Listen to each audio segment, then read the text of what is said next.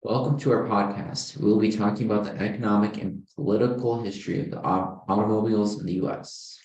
Starting off, we discussed the first automobile developed by the widely renowned company, Mercedes-Benz. This invention is what started it all. Almost 150 years ago, on January 29th, 1886, Carl Benz submitted the first patent for a gas-powered vehicle. It was truly a sight to see a gas-powered vehicle on the roads when everyone was still riding horses, which indeed shows the amount of impact that this would have on society. And by then, automobiles could hardly reach the city.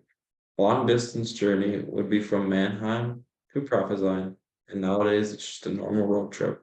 And that drive from Mannheim to Proverzine is exactly what Benz took to show the practicality of the automobile to the entire world. As you can see today, his plan definitely worked. Benz's newfound invention sparked many worldwide economic and political changes as a result. The scale of the change that the automobile brought is truly something special. Changed the world forever. That's right. During the late 19th and early 20th centuries, shortly after Benz created the first automobile, there was a massive economic revolution in America.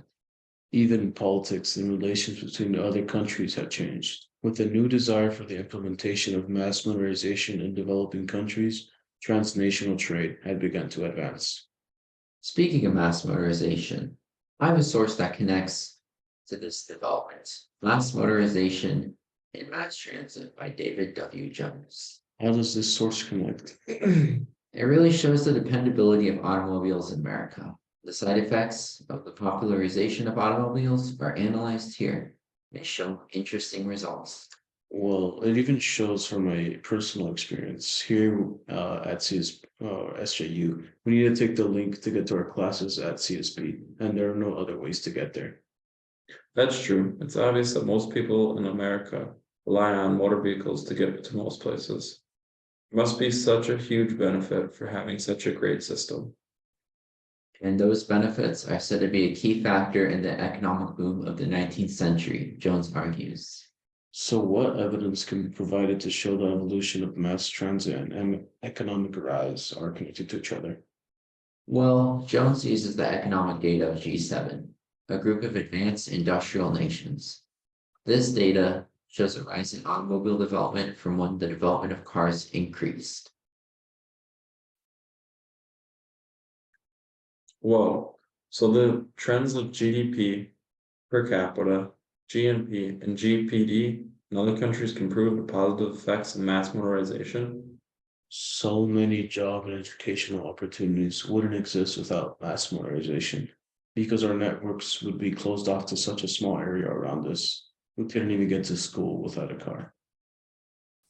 Yes, the history of mass motorization and automobile development showcases a massive increase in human development overall.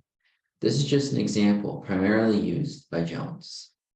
Another important point of motor vehicles that changed motor vehicle transportation into the US was the expansion of the Panama Canal. This led to new imports of goods and the imports and exports of different motor vehicles. And how did this change the political climate in the US? The Panama Canal increased transportation options with southern nations and making trade with the Atlantic Oceans and Pacific Oceans more efficient.